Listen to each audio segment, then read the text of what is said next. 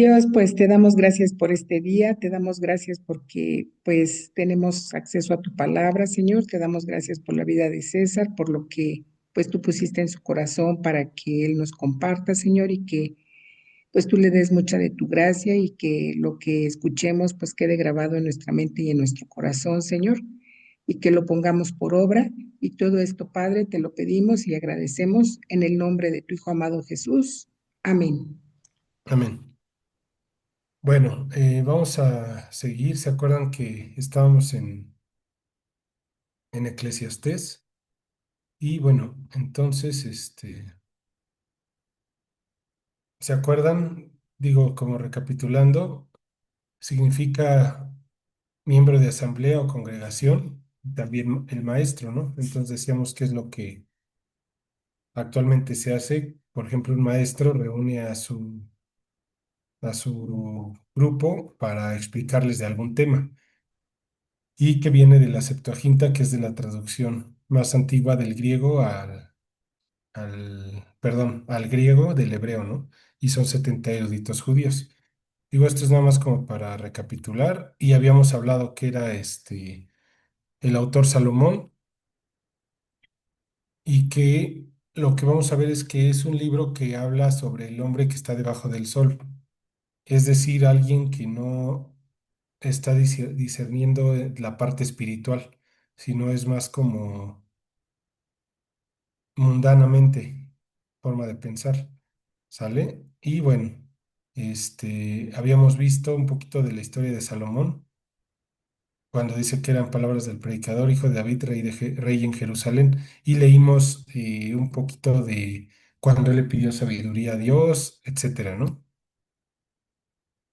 Y hablamos de la vanidad, que al final habla de una vaciedad que es desde la creación y permanece en el corazón del hombre. Sin Dios va a haber ese vacío en nuestro corazón.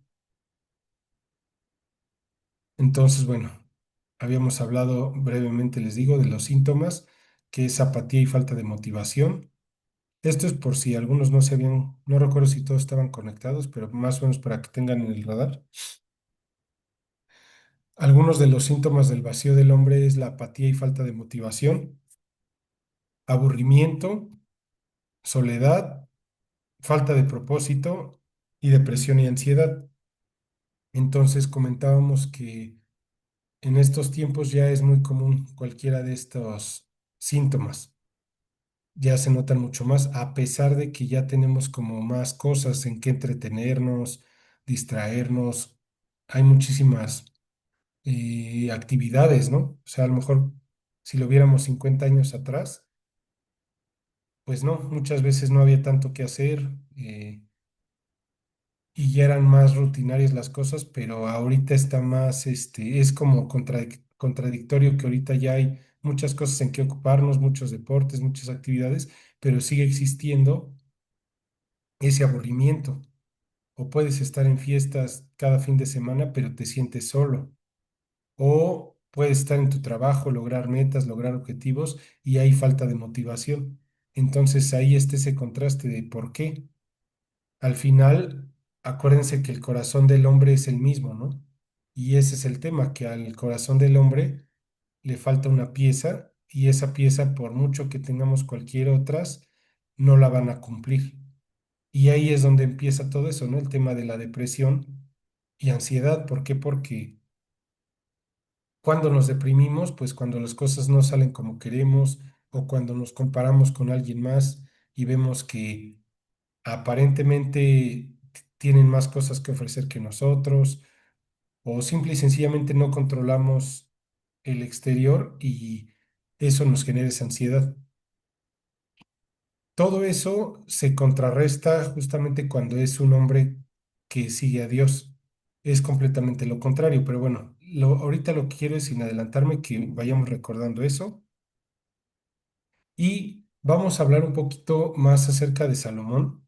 Aquí es cuando ya ven que tuvo el sueño y ahí habló con Dios. Ahorita lo vamos a ver, pero bueno, regresando un poquito a Salomón, que es como iniciaba, ¿no? Váyanse a Eclesiastés de todas formas para que lo tengan ahí a la mano, donde dice palabras del predicador, hijo de David, rey en Jerusalén. sabemos que Salomón recibió sabiduría, ¿no? Incluso ya lo leímos. O sea, ya vimos esa parte de que le dio sabiduría. Pero, ¿qué tipo de sabiduría le dio Dios?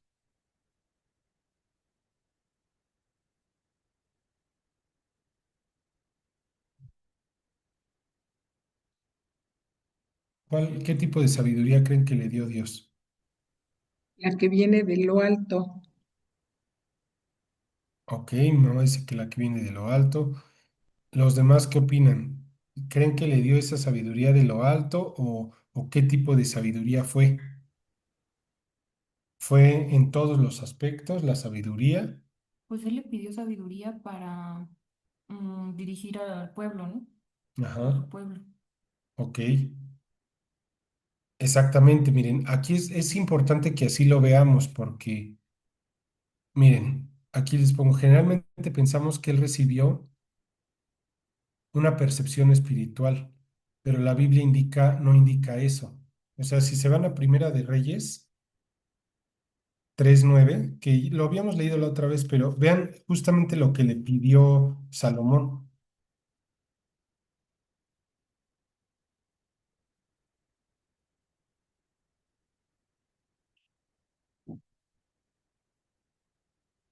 Fíjense lo que le dijo Salomón. Da pues a tu siervo corazón entendido para juzgar a tu pueblo y para discernir entre lo bueno y lo malo, porque ¿quién podrá gobernar este tu pueblo tan grande? Entonces, él le pidió eso puntualmente, pero era enfocado, como bien dijo Mar, a gobernar su pueblo. O sea, él como que fue muy puntual y Dios se lo cumplió.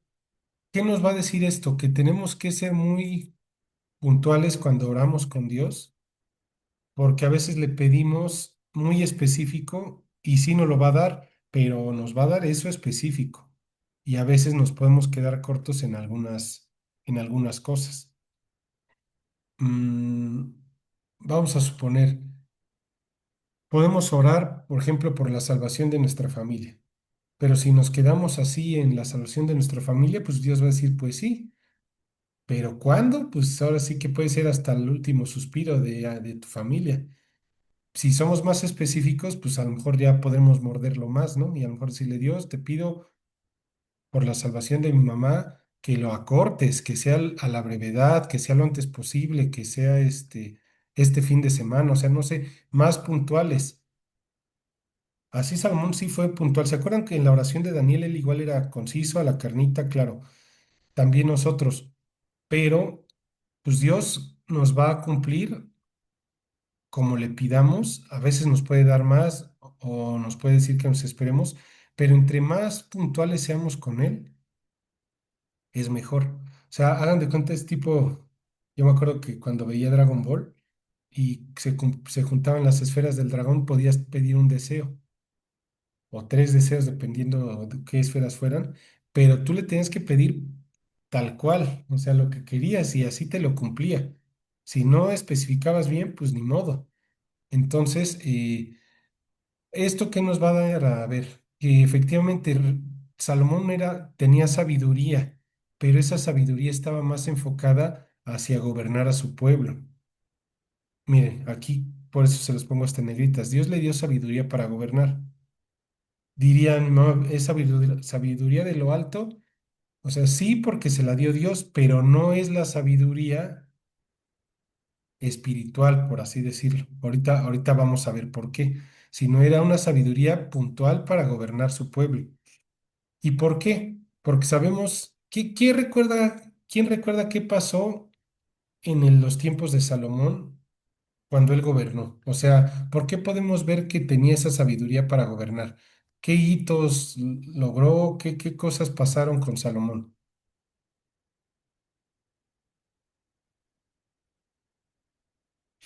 Mm, Pues él empezó con la construcción, ¿no? De la casa de Dios, el templo. ¿Ok? ¿Y eso qué implica? Si en su reino le dio oportunidad de construir la casa de Dios, ¿eso qué implicó? Mm, pues poder para los materiales. Ajá. No era tan fácil, ¿no? Construir un templo tenía que tener recursos, poder, pero hay algo que va de la mano. ¿Qué más creen que vaya con eso? Fue, creo que fue un gobierno sin guerras, ¿no, César? Con ¿Cómo? paz. Fue un gobierno con paz, que no hubo Exactamente, guerras. exactamente. O sea, en esos tiempos estaban en guerra con todos alrededor. Y como bien dice Lalo, el poder haber construido un templo es que tenía la chance porque no estaba en guerra. Que imagínense, no puedes dedicarte a las dos cosas, ¿no? Estás en guerra y ni modo que en lo que estoy en guerra también construyo un templo, pues como que no se puede. Y justamente tuvo paz. El tiempo en el que David estuvo en guerra con varios, los venció. Y cuando está Salomón, tuvo sabiduría para gobernar, sí, porque de alguna manera no estuvo en guerras, como haya sido. A lo mejor no fue como David, que David, ahora sí que atacándolos y destruyéndolos, los controló. Él con otro tipo de sabiduría, pero no estaba en guerra. O sea, logró paz, le permitió justamente construir el templo de Dios. Entonces, efectivamente, eso es lo principal que pasó. ¿Qué otra cosa pasó en el tiempo de Salomón? ¿Qué recuerdan que pasó?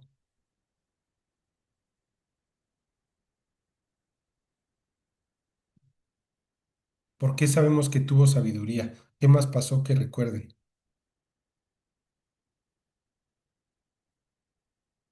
Pues lo iban a buscar de todos lados. Así es. Esa es la otra. Mm. Iban de otros imperios, iban otros reyes, la reina de Sabá, por ejemplo, iban a ver su sabiduría, a ver lo que había logrado, ¿no? Entonces eso es lo que demuestra que era sabio porque los demás querían ser como él. O sea, los demás buscaban ver qué cosas buenas había hecho y aplicarlas, pero no iban a ver a Dios como tal, ¿eh? O sea, ellos eran gobernantes y lo fueron a ver, le daban regalos, pero se dan cuenta, no fue así como para, espiritualmente hablando.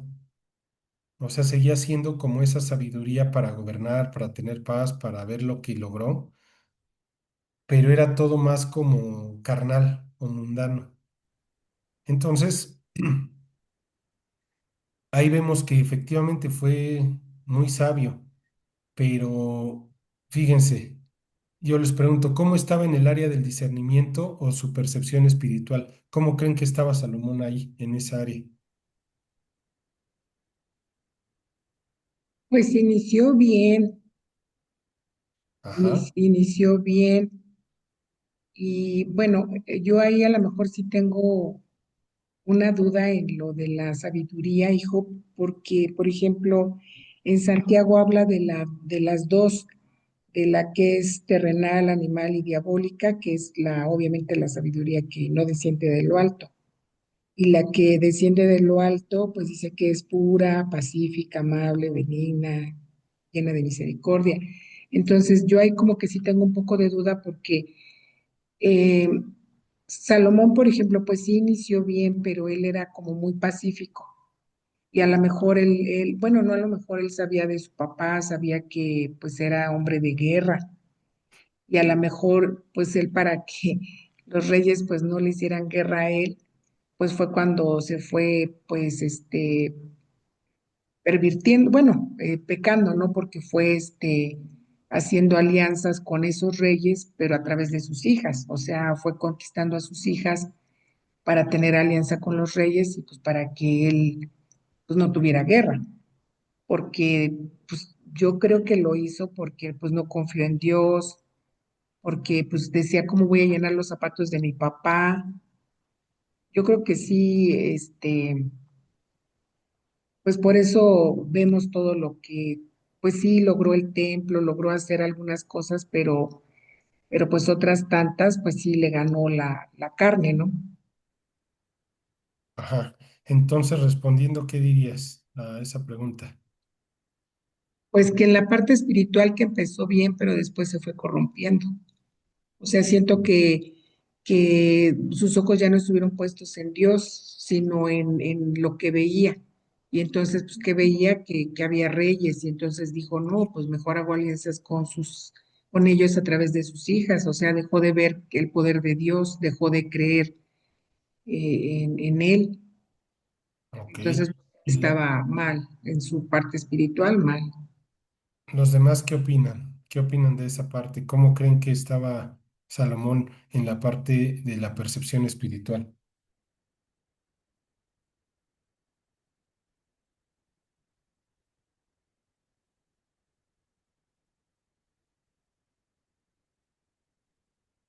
¿Creen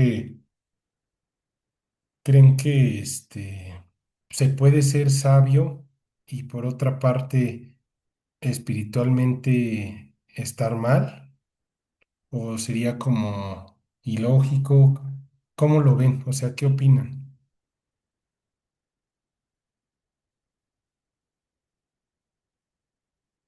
Tú, por ejemplo, Mar. Pues es que, por ejemplo, esa sabiduría venía de Dios, entonces yo creo que sí tenía que estar espiritualmente bien con Dios para que Él le mostrara adecuadamente pues, el camino, porque después, o sea, cuando ya se separa de Dios es cuando empieza pues, su mal camino. Ok, Y es como en general, ¿no? Con todos nosotros, cuando estamos bien espiritualmente, pues sabemos que aunque nos va mal, pero vamos por el camino que Dios quiere. ok. Miren, esa pregunta ahorita la vamos a ir respondiendo conforme vamos a ir avanzando y ustedes se van a ir dando cuenta. Lo único que sí quiero que de cierta forma analicen, eh, como les dije, puntualmente qué le pidió y no necesariamente, o sea, piensen en alguien del mundo, como diría Eclesiastés, debajo del sol, que puede ver gente muy inteligente, ¿no? Muy sabia del mundo y que puede, no sé, hay gente que, por ejemplo, los judíos que tienen muchas patentes y descubren nuevas cosas o inventan cosas y pueden ser muy sabios.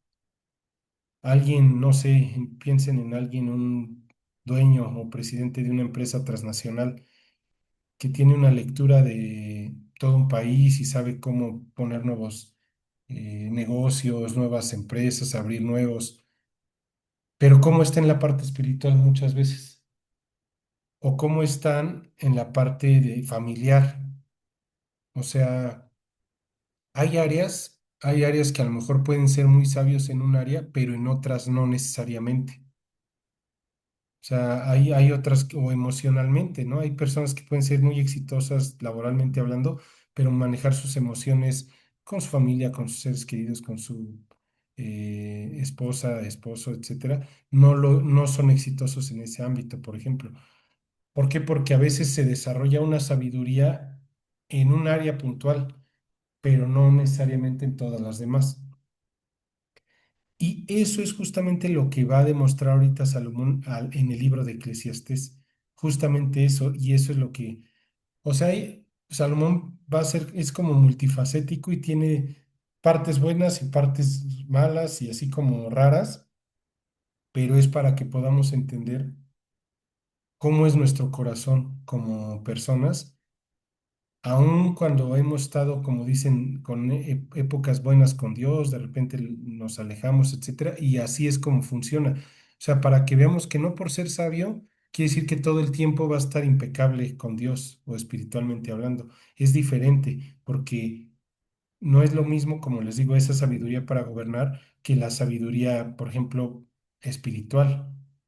Cambia, fíjense. Bueno, ahí me adelanté. ¿Qué otros libros vemos que Salomón escribió de la Biblia? Ya sé que ya vieron el de Proverbios, pero aparte de Proverbios, ¿qué otro?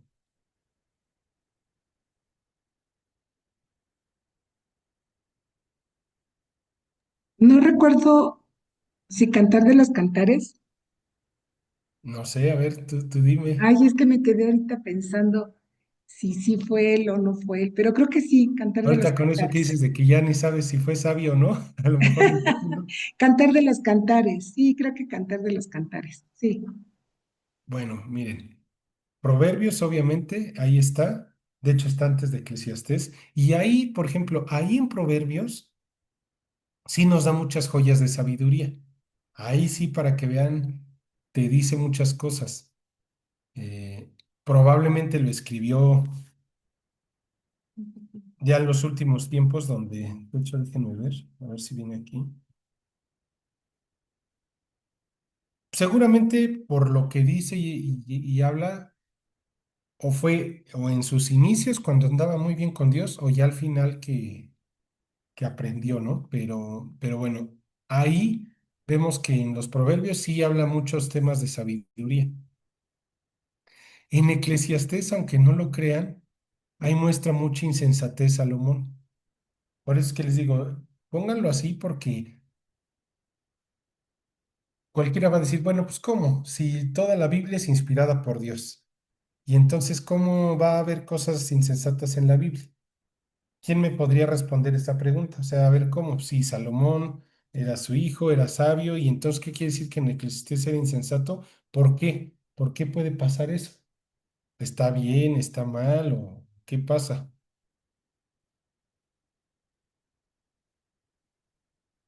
¿O es contradictorio? Pues porque es lo que siempre has dicho, que Dios también siempre muestra todo tal cual es. Ujú, O sea, por ejemplo, de David, pues sí, era muy bueno con Dios y todo, pero también mostró cuando flaqueó. ujú, exacto. O sea, yo quiero que ustedes vean eso, que toda la Biblia es inspirada por Dios y permite que esté ahí para que aprendamos cosas, pero no comparte Dios muchas veces el pensamiento de los hombres que lo tienen ahí. Lo deja para que sepamos. Vamos a suponer, por ejemplo, con Judas. Judas que traicionó a Jesús. Pues obviamente eso Dios permite que esté en la Biblia.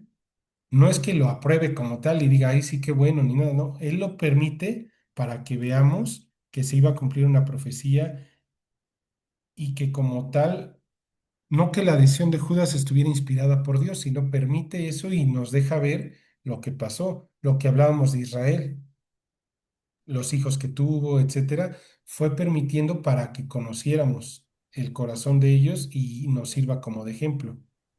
Pues sí, ¿no, César? Ahorita que comentas eso, pues al final del día Salomón era un ser humano y el ser humano es imperfecto. ¿Estamos de acuerdo? Exacto. Entonces, yo creo que, no sé, digo, a lo mejor desconozco, pero yo creo que no hay un hombre perfecto al 100% más que Jesús, ¿no? Exacto. Y entonces, por ejemplo, a veces en los libros o cuando tú llegas a consultar de algún tema en específico, te maneja la parte favorable y la parte que no fue favorable. ¿Por qué? Para que tú puedas tomar una decisión de que si puedes, si haces esto, ¿qué va a pasar? Pero también ojo, porque si no, digamos, cumples al 100% con esa situación, puede ser que haya una desviación. Siempre normalmente en los libros, en cualquier libro, cuando tú quieres contar, ay, a ver, esta persona qué hizo para resolver este problema, normalmente siempre te encuentras con lo positivo y con lo negativo, justo como un aprendizaje para que no puedas tú cometer ese mismo error, ¿no? Entonces siento que por eso Dios en la Biblia pone, como tú dices, lo que pasó, lo bueno que pasó y lo malo que pasó, ¿no? Para que tú cheques y digas, ay, tengo que tener cuidado en esta parte porque igual y me puedo también equivocar. Entonces, es como tú dices, un ejemplo. Y no solo en la Biblia, en muchos libros, Ujú. cuando llegas a consultar, ay, esta persona, ¿cómo le hizo para resolver este problema? Siempre encuentras esas dos, lo positivo y lo negativo. Porque pues final del día, o sea, como lo comentas, David, Salomón era una persona, era un ser humano, ¿no? Y como tal, pues se tenía que equivocar. Así es. Así es, exactamente, esa es la idea. Y Dios lo deja ahí para que nos demos cuenta. El tema es que entendamos el contexto para que sepamos, porque les digo, muchas veces nos podemos ir con la finta y decir, ah, pues si decía en Eclesiastés esto, pues entonces como que no me cuadra. Y hay quien dice es contradictorio, ¿por qué Salomón dice eso y Dios dice otra cosa, ¿no? En otra parte de la Biblia. Nada más es para que no nos confundamos y sepamos que así va a pasar muchas veces. Entonces, efectivamente, Proverbios habla mucho de sabiduría. En Eclesiastés ahí sí como que le falló en algunas cosas.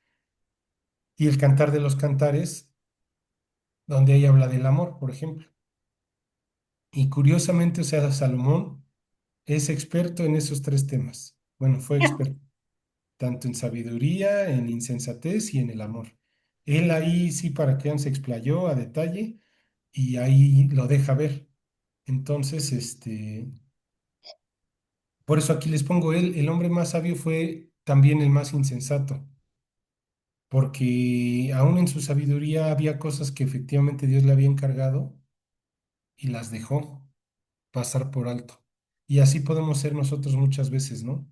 Conocer muchas cosas, pero también regarla en otras que parecerían que son más sencillas, pero como bien hemos dicho todos, como personas somos vulnerables y tenemos que prestar atención porque si no, pues si a mismo Salomón, que era el hombre más sabio, le pasó, pues no estamos exentos ninguno de nosotros.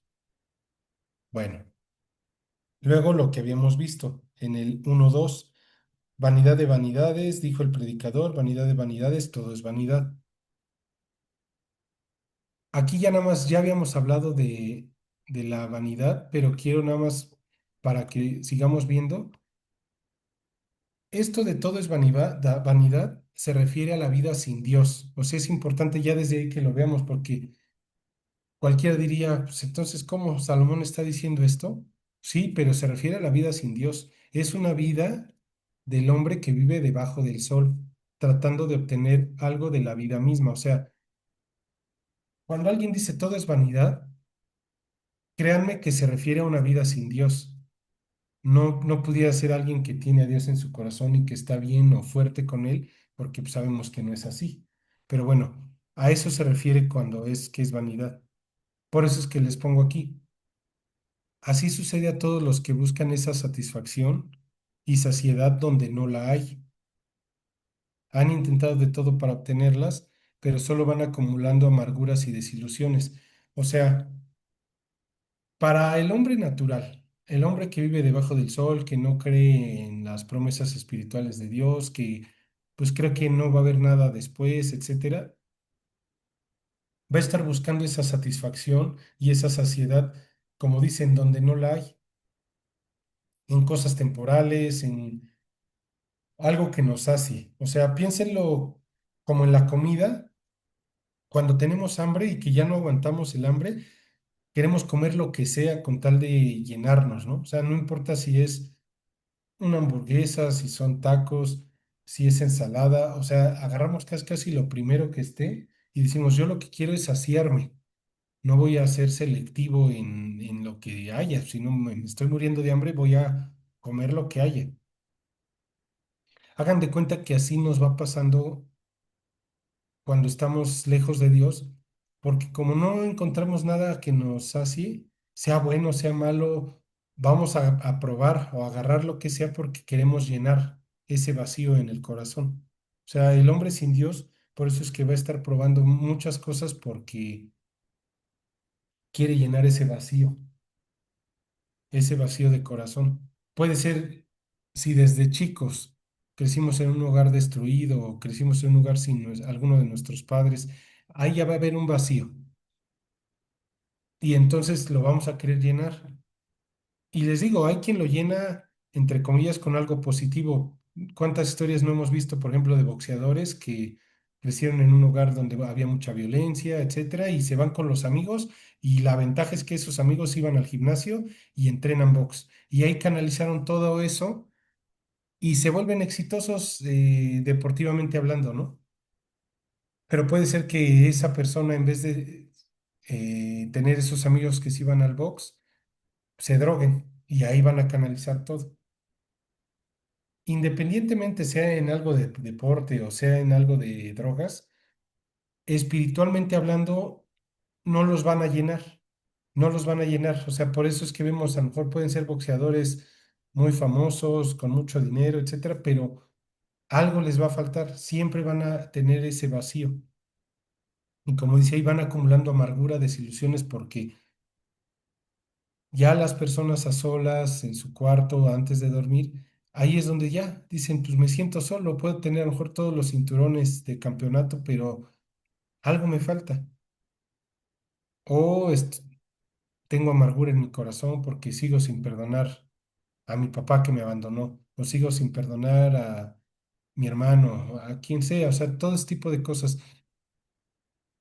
Eso es lo que pasa cuando buscamos esa satisfacción y saciedad en donde no la hay, en donde no va a estar, porque van a ser esas cisternas, como dice Jeremías, rotas, que retienen el agua un ratito y después se vuelven a vaciar, y ahí vamos a estar buscando, buscando, buscando, buscando. Así va a ser el hombre, ¿no?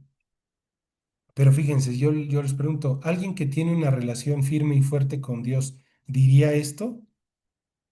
¿Diría que todo es vanidad?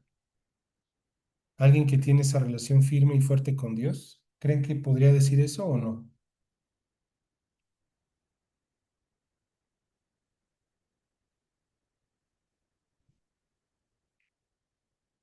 ¿Qué opinan?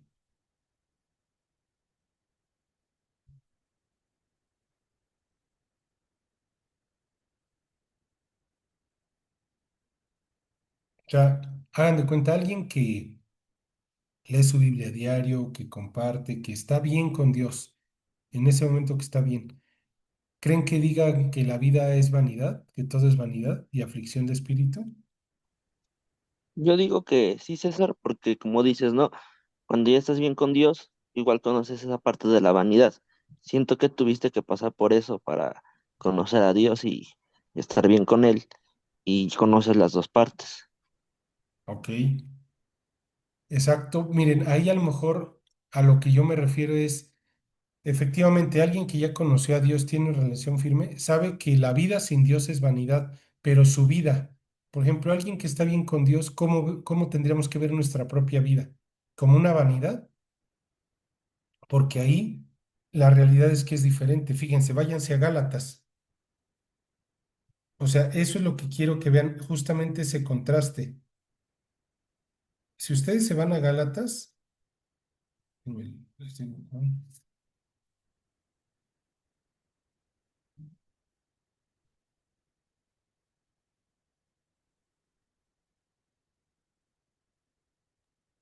Gálatas, ¿qué, hijo? este, 5:22. O sea, alguien que tiene una relación fuerte y firme con Dios, ¿qué diría de su propia vida? Es más bien la pregunta, porque a lo mejor le hice mal. ¿Qué diría de su propia vida? Aquí dice, mas el fruto del Espíritu es amor, gozo, paz, paciencia, benignidad, bondad, fe, mansedumbre, templanza. Contra tales cosas no hay ley. O sea, cuando estamos bien con Dios, le vamos a hallar sentido a la vida. Ya no vamos a decir que todo es vanidad. La vida con Dios, nos vamos a dar cuenta que Él nos da gozo. Acuérdense, el gozo, Él nos lo va a dar, no importa las circunstancias, ¿eh? O sea, imagínense que te corren ahorita de tu trabajo. Si estás en una relación firme y fuerte con Dios, no vas a sentir, o sea, no vas a deprimirte, vas a estar agradecido con Dios y le vas a decir, Dios, gracias, porque tú por algo permitiste esto y tú quieres algo más para mí. ¿Se dan cuenta el contraste? O sea, alguien sin Dios, pues sí, va a decir, ¿cómo es posible? Y va a estar ahí amargado y va a estar odiando a su jefe y efectivamente todo sería vanidad porque estaría buscando, buscando, buscando. Alguien que tiene una relación firme y fuerte con Dios lo va a entender. No quiere decir que no va, quizás le duela un poco o extrañe, pero lo va a entender y diría, tengo gozo en mi corazón porque tú lo permitiste por algo, o sea, tú me vas a enseñar algo, Dios. Es que, perdón tantito, hijo, es que, por ejemplo, como tú leíste en el versículo, todos esos atributos, son frutos de él. o sea, es algo espiritual, no son tuyos.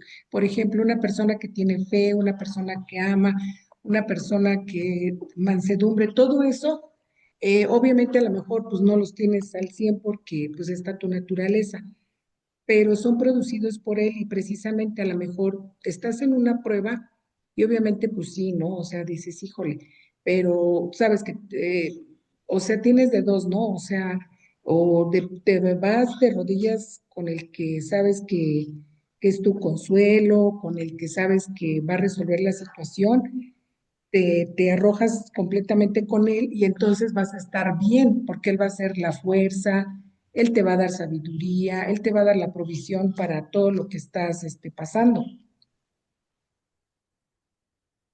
Sí, sí, efectivamente. Entonces,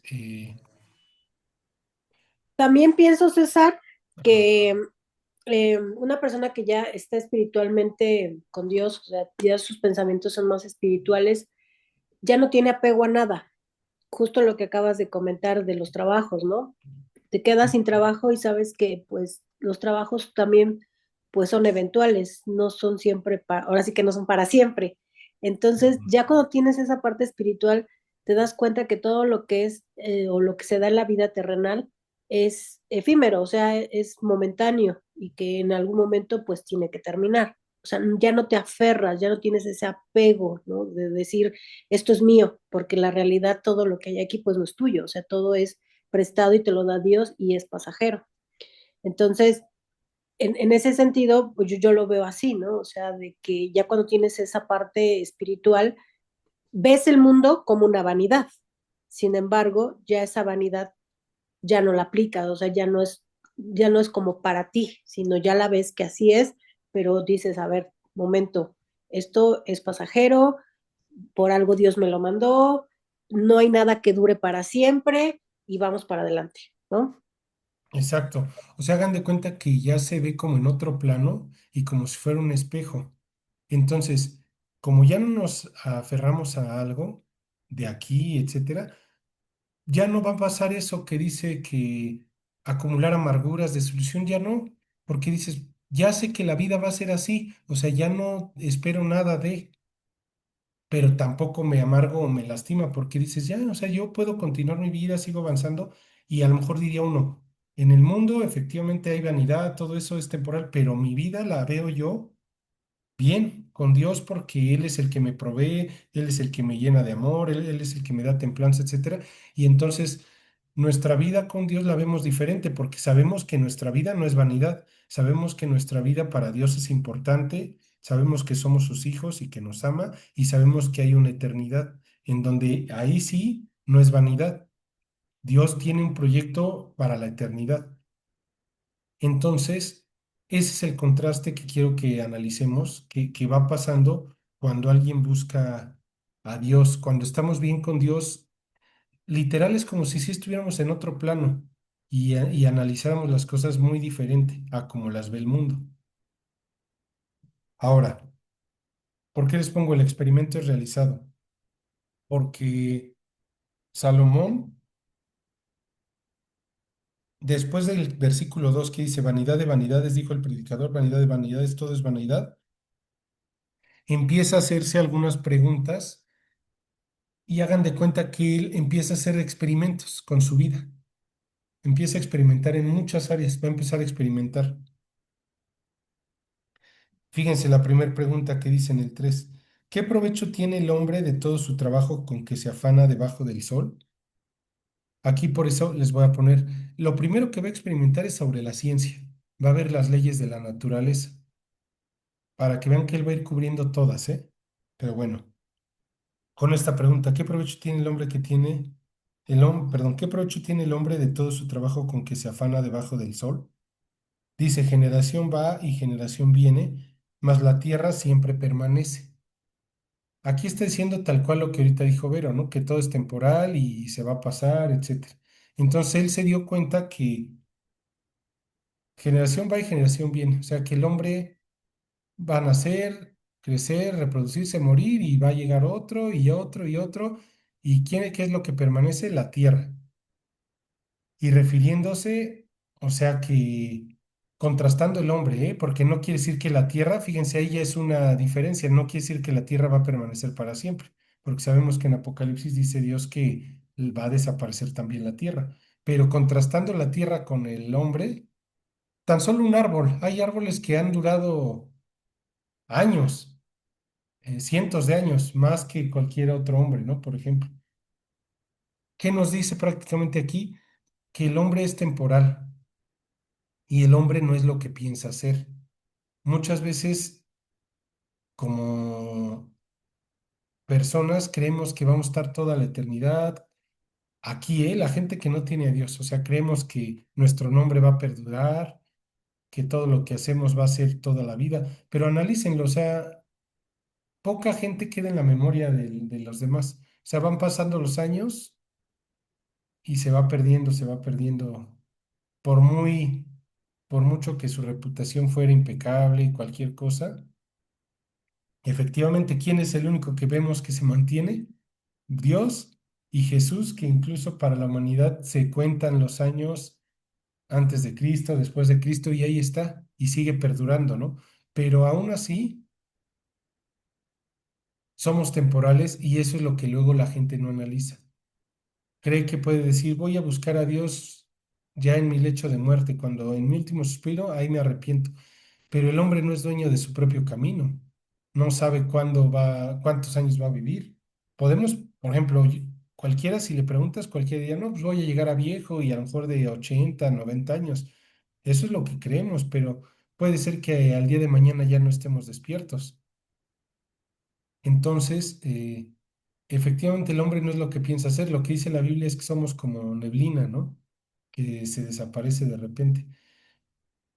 Ya desde ahí es un buen argumento para que nosotros le hablemos a la gente, porque, pues decirle, somos temporales, pero Dios aquí en la tierra, pero si espiritualmente tomamos una decisión correcta, vamos a estar en la eternidad con Dios. Y o sea, eso de que el hombre es temporal se refiere aquí en la tierra, pero recuerden que todos somos eternos. La diferencia es que, ¿dónde vamos a pasar la eternidad?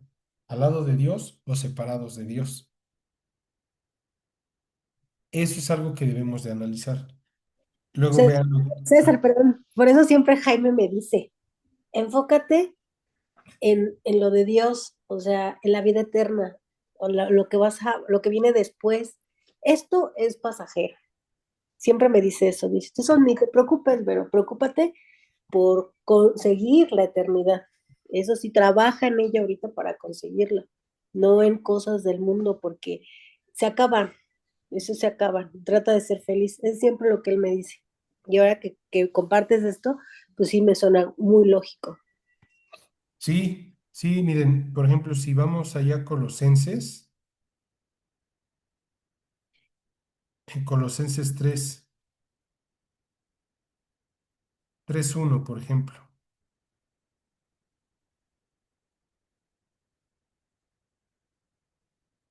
miren, dice, si pues habéis resucitado con Cristo, aquí ya se refiere a un creyente, ¿no? Porque Él nos ve como que resucitamos y tuvimos nueva vida. Buscad las cosas de arriba, donde está Cristo sentado a la diestra de Dios. Poned la mira en las cosas de arriba, no en las de la tierra. O sea, está muy breve ese versículo, pero es la realidad. Si pusiéramos nuestra mira en las cosas de arriba, pues todo cambiaría. Nuestra perspectiva cambiaría, todo, todo, todo, todo. Entonces, así lo tenemos que ver. Luego, dice, sale el sol y se pone el sol y se apresura a volver al lugar de donde se levanta. Entonces, fíjense cuánto tiempo se dedicó Salomón a estar viendo los movimientos que había en la tierra. Y él se dio cuenta que el sol llevaba un patrón. Y esos términos los seguimos usando, ¿no? Donde sale el sol y donde se pone el sol. El oriente y poniente, ¿no? Porque sabemos que es donde se pone el sol. Entonces, ¿cuánto tiempo tuvo que ver o qué sabiduría tenía que se puso a analizar y sabía este, que el sol tenía un patrón? Ahora, perdón, aquí antes de que se me olvide, con todos los recursos que Salomón tenía a su alcance, porque acuérdense que era rey, era rico, o sea, podía hacer lo que quería prácticamente, encontró que la vida era monótona. O sea, imagínense, se dio cuenta que siempre se repetía lo mismo, lo mismo, lo mismo, lo mismo, se repetía, se repetía, se repetía. Y él trataba de huir de esa monotonía. Entonces empezó a probar diferentes cosas, diferentes cosas, diferentes cosas. Lo que vimos del sol, se dio cuenta que el sol obedece ciertas leyes. Y eso, fíjense, sin entrar a detalle ahorita de la cosmovisión, que ahí traigo una imagen, que es muy completa, es completamente diferente la cosmovisión bíblica de cómo está la Tierra y cómo funciona a la cosmovisión de la actualidad. Independientemente por cómo sea, a lo que Salomón veía es que el sol dice que sale y se pone y se apresura a volver al lugar donde se levanta. Entonces Salomón se dio cuenta de que cumplía un patrón y seguía ciertas leyes, el sol. A lo mejor ahorita alguien me dijera, no, pues no, en realidad la que se movía era la tierra y el sol era el que se permanecía. Por como sea, Salomón se daba cuenta que obedecía ciertas leyes. Luego, ¿qué dice? El viento tira hacia el sur y rodea al norte, va girando de continuo y a sus giros vuelve el viento de nuevo. Entonces, ¿qué se dio cuenta también? Que el viento obedece ciertas leyes también. No era nada más porque sí, también había ciertas leyes. Y luego dice, los ríos todos van al mar y el mar no se llena. Al lugar de donde los ríos vinieron, allí vuelven para correr de nuevo. Si se dan cuenta, son leyes de la naturaleza que él estaba analizando. En este caso de los ríos, pues era, por así decirlo, parte del ciclo del agua, ¿no? Que sabe que, no lo dice literal, pero sabe que se evapora y vuelve a regresar, etcétera. O sea, a sus palabras él se dio cuenta que habían ciclos, ciclos, ciclos en el sol, ciclos en el viento, ciclos en el agua. ¿Y qué les pongo aquí? Nada de lo que suceda queda librado al azar. Fíjense, ahí era, por así decirlo, una sabiduría sin meterlo espiritual, se dio cuenta de esos patrones. ¿Ustedes creen que ahorita, con todos los avances científicos, tecnológicos, etcétera, la gente que sabe todo eso no se ha dado cuenta que hay patrones, que hay cosas prediseñadas?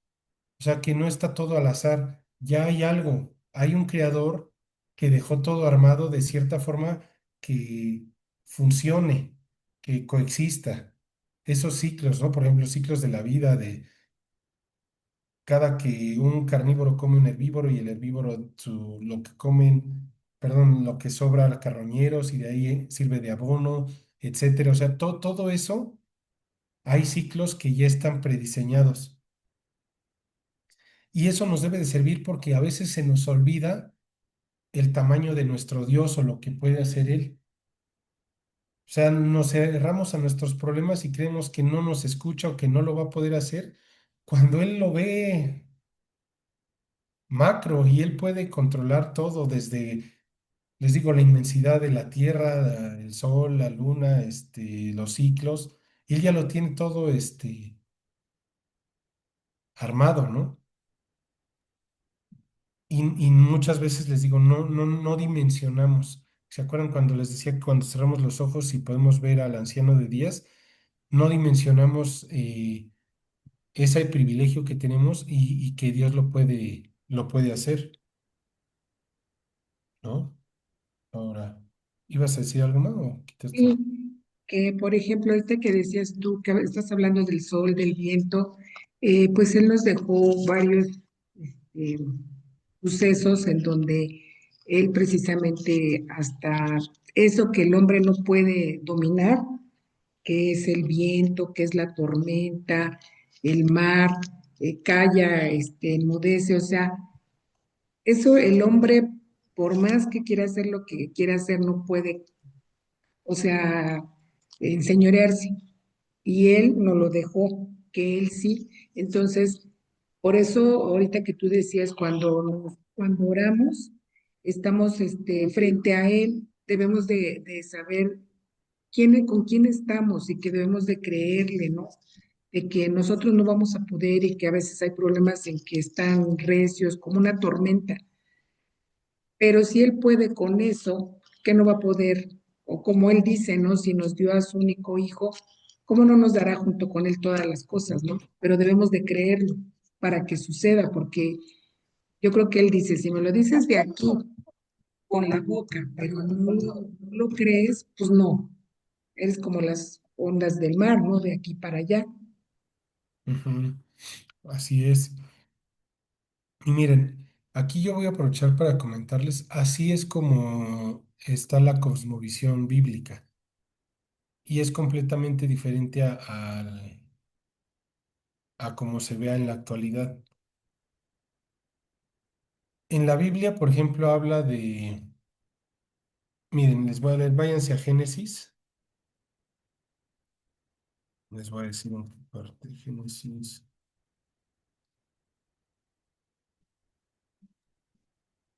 Mm,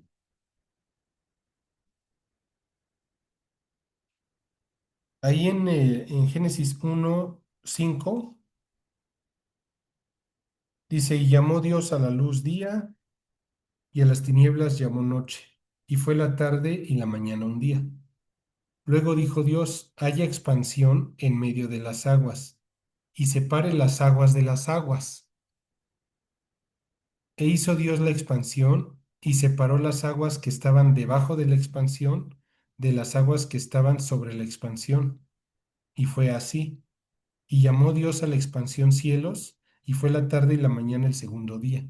O sea, esa expansión, que es lo que aquí, déjenme ver si les puedo señalar.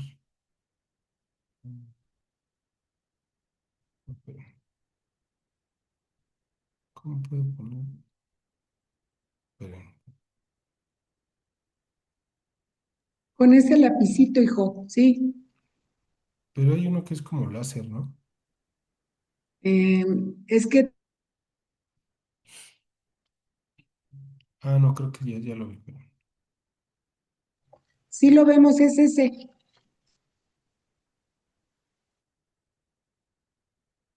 Sí, pero había otro, pero no me sale.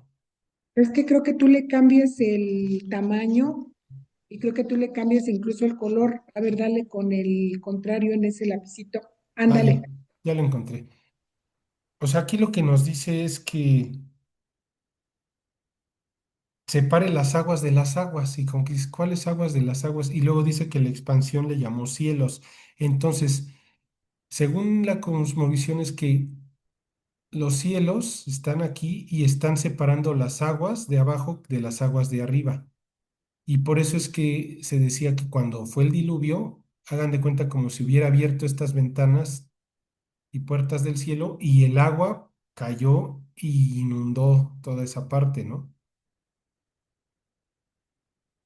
En muchos versículos de la Biblia, digo, ahorita no es el caso como tal, pero sí quiero para que lo analicen de qué forma. En muchos versículos de la Biblia habla que la tierra tiene fundamentos y que no se mueve.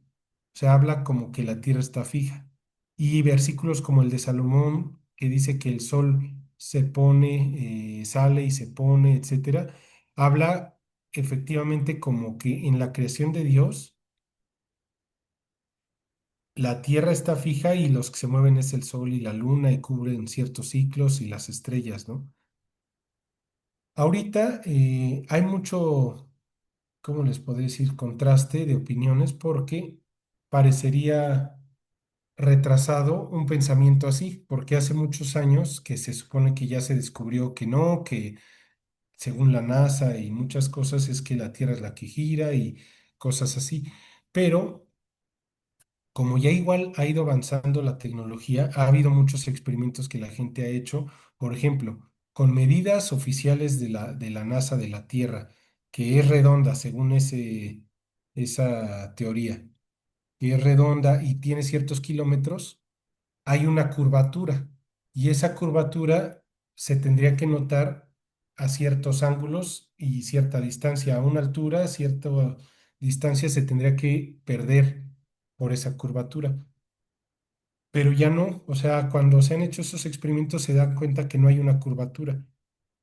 Por ejemplo, si alguien ha ido al mar y de lejos se ve un barco, se supone que se explicaba esa curvatura porque conforme más se fuera alejando el barco se dejaba de ver. Y se supone que ahí es como que se va, va una curva y ya no se ve. Pero ahora con los lentes que se tienen más potentes, etcétera, si uno sigue usando esos lentes, el barco sigue igual, no se va perdiendo en el horizonte, sigue igualito, por así decirlo, plano, aunque avance más kilómetros de lo que en teoría la curvatura tiene. Y así muchos ejemplos de cómo va girando la Tierra y lo que los vuelos de los aviones, etcétera, muchas cosas. Yo les voy a compartir al rato por WhatsApp en el grupo algunos videos que hablan de eso, para que si a alguien le interesa ese tema, pues lo pueda checar, pero es muy importante porque es una de las cosas que sí se debería de considerar porque cambia completamente la forma de ver a como lo tenía Dios y como está en la actualidad. Pero bueno, no me voy a enfrascar ahorita tanto a eso, simple y sencillamente para si a alguien le interesa, le voy a mandar y ya que puede investigar un poquito más. Pero bueno, ok, dejen ver cómo vamos. Ok, sale. Después hay un versículo que dice, ya después de analizar como que esa parte dice, todas las cosas son fatigosas ahí en Eclesiastés 1:8. Todas las cosas son fatigosas más de lo que el hombre puede expresar. Nunca se sacia el ojo de ver ni el oído de escuchar. Por eso les pongo aquí tanto el ojo como el oído. Eh, ¿Creen que sea bueno o malo que el ojo no se sacie de ver ni el oído de oír? ¿Creen que sea bueno o sea malo o está bien? ¿Qué me podrían decir?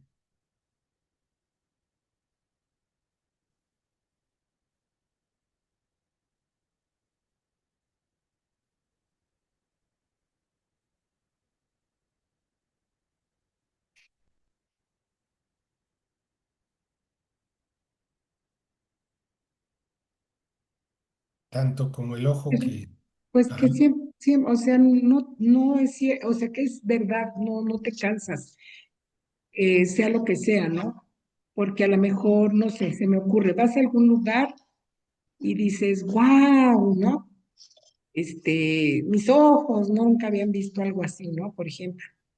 Y ujú, dices, bueno, pues si tus ojos no habían visto algo así, pues ya, ¿no? O sea, ya, pero no, o sea, después, eh, si alguien te dice otra cosa, tienes curiosidad y vuelves a tener como que la misma expresión, ¿no?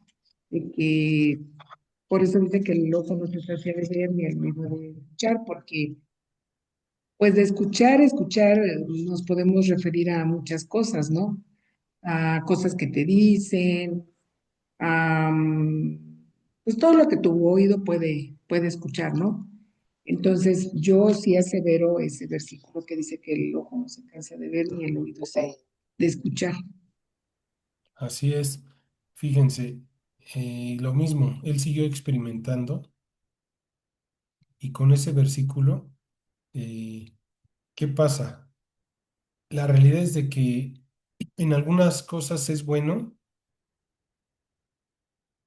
y ahí yo coincido con lo que decía, por ejemplo, Vero o lo que hablábamos. Siempre Dios nos deja como que las dos, tanto como las cosas buenas y lo malo. Cualquiera puede decir, pues es bueno que el ojo no se sacie de ver ni el oído de oír, es bueno. ¿Por qué sería bueno? Sí, efectivamente, ¿no? Alguien que viaja y ve un lugar, pues es padre, ¿no? Y vas a otro lugar y sigues descubriendo nuevos lugares, observas tu entorno, nos sirve para sobrevivir. Hemos ido avanzando mucho por la observación, por estar analizando, por estar escuchando. O sea, no es malo esa parte. Lo que sí, y acuérdense, ya quiero meter al enemigo, él siempre se va a aprovechar de cualquier situación y de las cosas que Dios nos da o de los atributos, lo va a tratar de torcer para que algo que aparentemente puede ser bueno nos dañe. Por ejemplo, aquí, ¿cuál es el contraste? Hablando de del ojo. Qué padre, ¿no? Por ejemplo, el poder conocer lugares nuevos, el ir con tu familia, admirar la naturaleza, admirar muchas cosas. Pero ¿qué pasa cuando ahora el enemigo, por así decirlo, que conoce nuestra naturaleza, se agarra de ese versículo y dice, ah, pues como el ojo no se sacia de ver, ahora voy a enganchar a la gente, voy a enganchar a la gente. Y no nada más el enemigo, otra gente inteligente o sabia lo usa para sus propios propósitos, ¿no? Y dice, no, pues yo me voy a enriquecer y como sé que puedo enganchar a la gente de esta forma, creo estas cosas para amarrarlos, ¿no? Para que sean dependientes. Entonces, algo que pudiera haber sido pensado para bien, nos puede atrapar. O sea, piénsenlo. Es como la Algo, tecnología, César. exacto, O sea, lo que comentabas en una ocasión de las redes sociales, el fácil acceso a la información. Si sabes ocupar esa información de manera adecuada, pues va a ser para un bien. Sin embargo, si no lo hacemos de esa manera, pues también puede generar una situación pues no agradable. O sea, pienso que en el mundo está lo bueno y está lo malo. Ya va a depender de nosotros, ¿no? De nuestros principios, de nuestros valores, de nuestra creencia y de cómo estemos con Dios. así es. Y eso es lo más difícil porque lamentablemente el corazón del hombre hacia dónde se inclina, hacia el mal. Nuestro corazón se inclina hacia el pecado. Entonces, es mucho más fácil que caigamos en lo malo que en lo bueno. O sea, analícenlo en nuestra propia vida. Si tenemos, hagan de cuenta que nos dijeran, tienes toda una semana para hacer lo que quieras. No vas a tener que ir a trabajar, no vas a tener que hacer nada. Haz lo que quieras. La mayoría de nosotros va a usar el tiempo mal. O sea, muchas veces decimos, no, quisiera el tiempo para ir a hacer ejercicio, para comer bien, para hacer... Y la vamos a regar. ¿Por qué? Porque nuestro corazón se inclina al mal. ¿Por qué? Porque todo el ambiente del mundo está diseñado para irnos a lo malo. Lo más seguro es que caigamos en estar perdiendo el tiempo, estar viendo cosas que no, estar comiendo mal, estar... y así nos podemos ir corrompiendo. Entonces, él por eso se dio cuenta y por eso él dice, todas las cosas son fatigosas más de lo que el hombre puede expresar. Sí, acuérdense, el hombre debajo del sol. Pues exactamente, al final vuelves a caer en ese vacío, porque imagínense que tuvimos esa semana y decimos, ya acabó mi semana y no hice nada, no me llené, no estoy satisfecho, pues no le encuentro sentido a la vida. Y nos vamos enganchando, enganchando porque queremos más, pero buscando en donde no hay.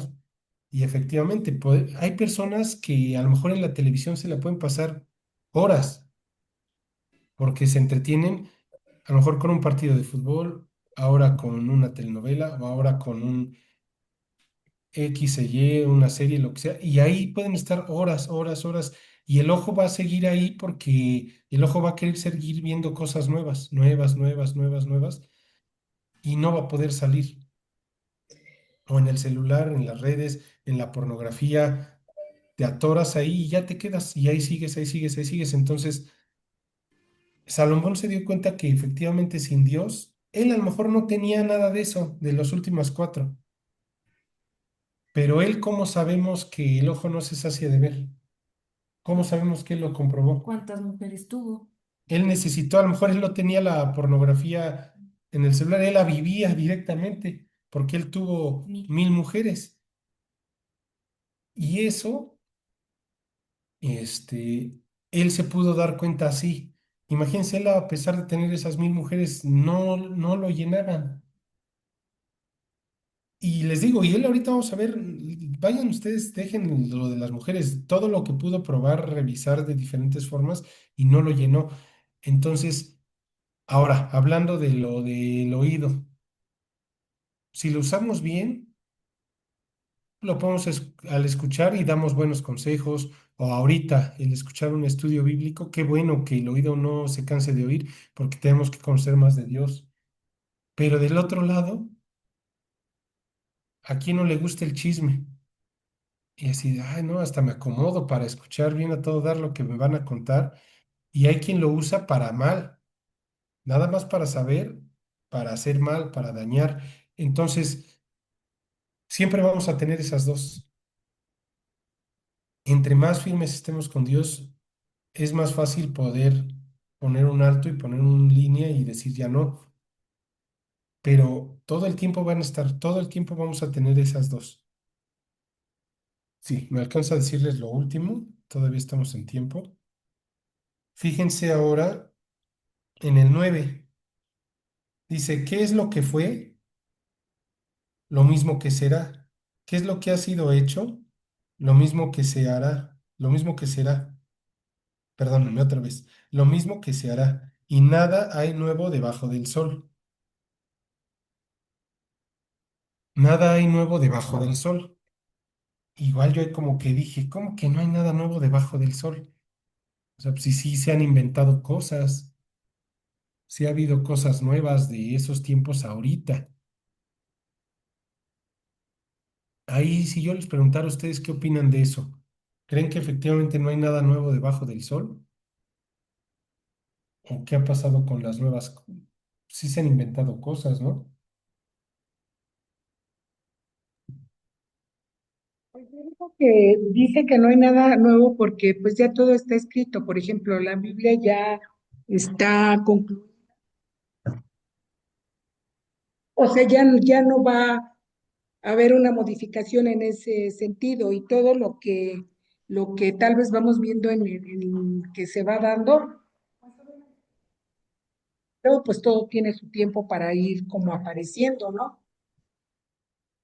Va algo por ahí, pero fíjense, les voy a poner esto para que más o menos entendamos a qué se refiere Salomón.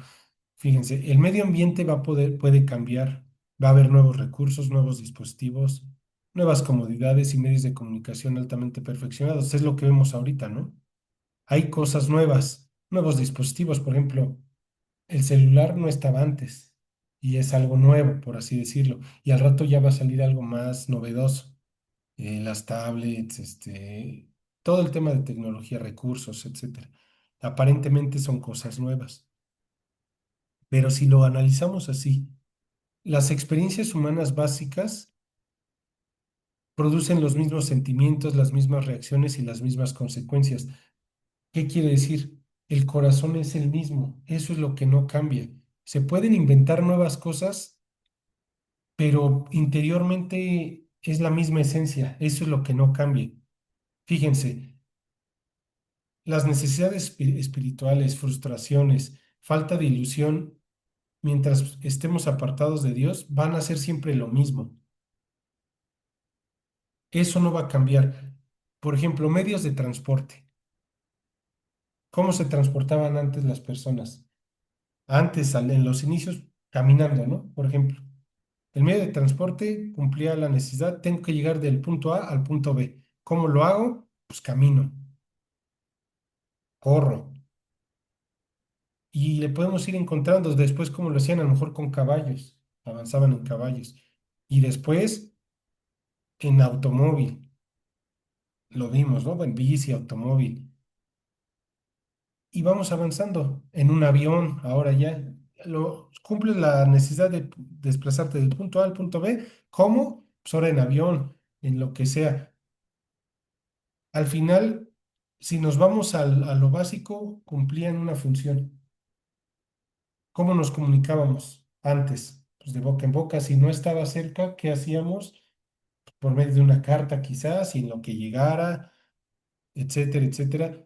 Antes era por teléfono y nada más era por voz. Ahorita ya es videollamada, etcétera. Van avanzando, pero sigue siendo para satisfacer las mismas necesidades. Por eso es que el corazón del hombre no cambia.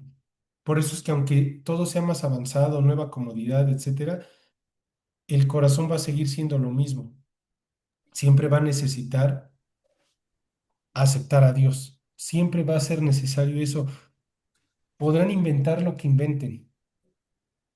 Nunca va a poderse sustituir el amor de Dios y los principios de Dios, los frutos que da Dios nada lo va a poder sustituir, nada. Se pueda crear lo que sea, nunca va a existir.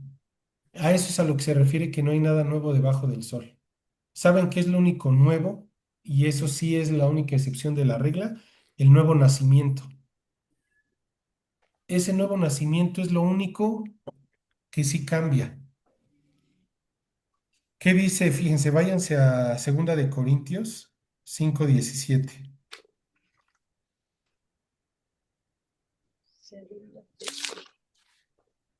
Fíjense, de modo que si alguno está en Cristo, nueva criatura es, las cosas viejas pasaron y aquí todas son hechas nuevas. Ahí sí se cumple. ¿Por qué? Porque cuando aceptamos a Cristo cambia completamente.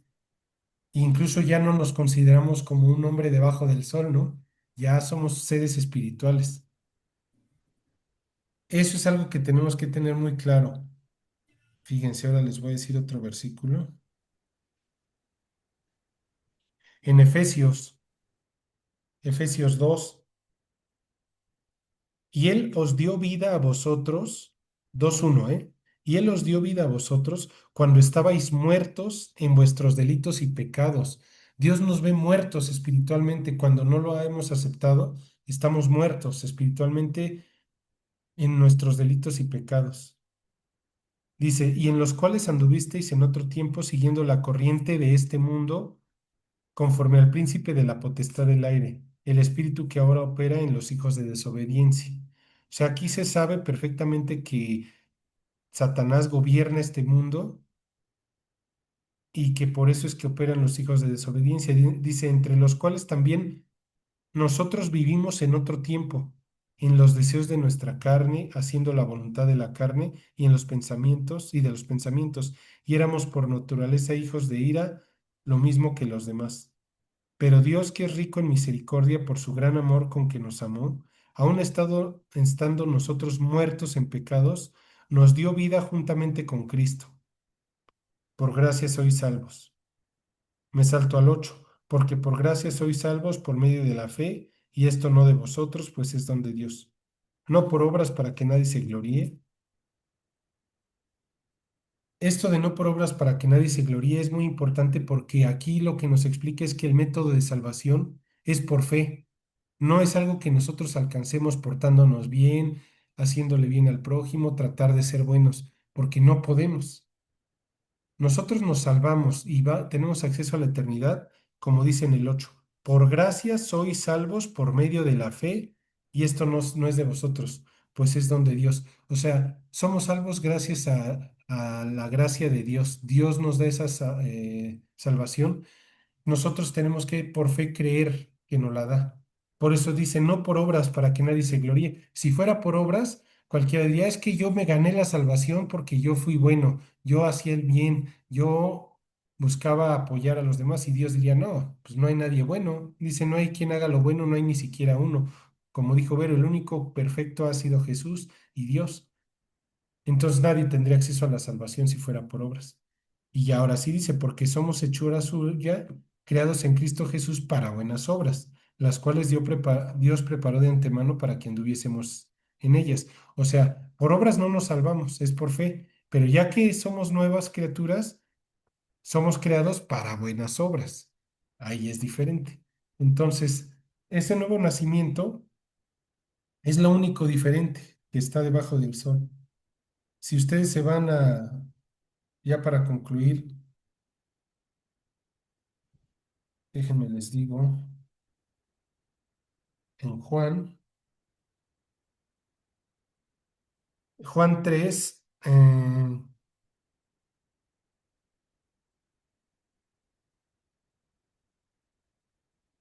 3:1, con eso vamos a concluir. Habla del nuevo nacimiento.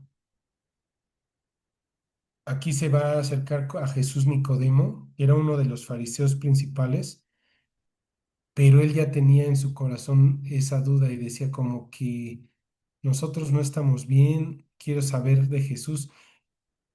Pero les voy leyendo, dicen 3:1. Había un hombre de los fariseos que se llamaba Nicodemo, un principal entre los judíos. Al decir principal entre los judíos y fariseo es que una se sabía la Biblia de memoria, o bueno, en este caso la Septuaginta, porque ellos no tenían el Nuevo Testamento. Este, todo el Antiguo Testamento se lo sabía, y al ser principal era que era de renombre. Este vino a Jesús de noche. ¿Por qué? Porque aún tenía miedo su reputación. Entonces fue donde nadie se diera cuenta. Y le dijo, Rabí, sabemos que has venido de Dios como maestro, porque nadie puede hacer estas señales que tú haces si no está Dios con él.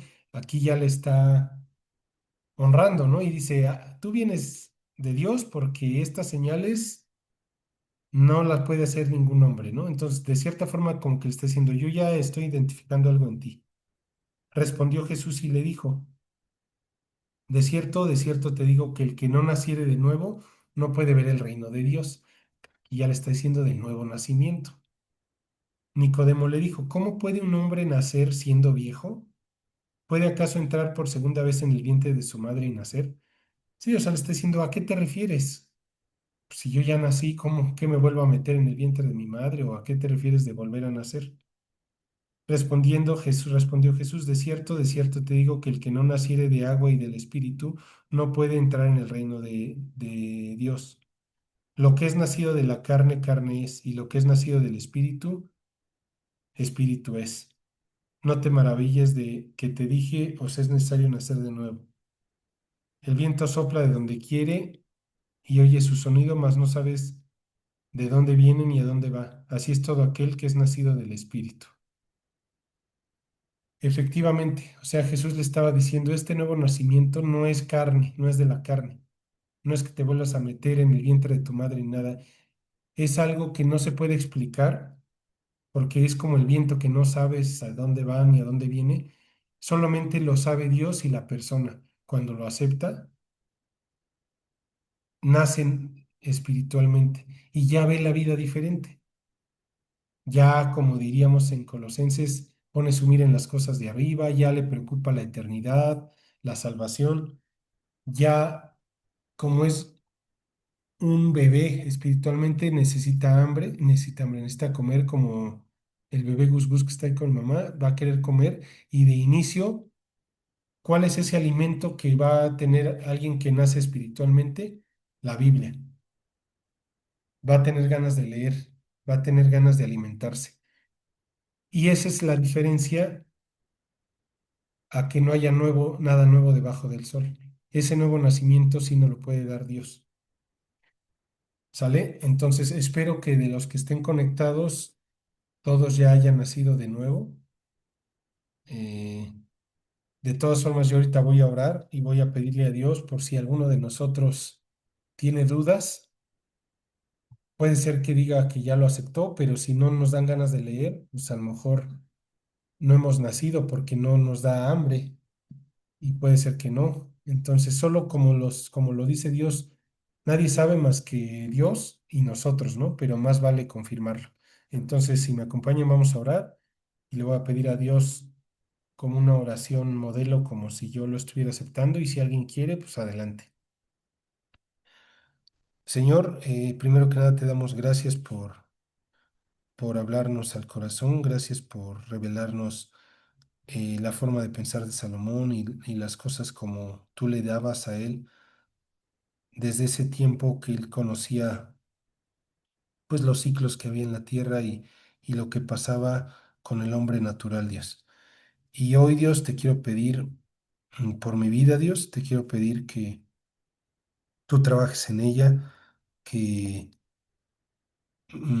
tenga ese nuevo nacimiento del que hablas tú y le dijiste a Nicodemo. Solo tú sabes, Dios, si soy salvo o no, y si yo en una parte de mí tengo dudas, pues mejor que tú me des ese nuevo nacimiento. Quiero pasar la eternidad contigo. Quiero que tú me cambies, Dios, que me limpies y que me perdones, que limpies mis pecados y que tú me llenes de tu espíritu y de tu sabiduría.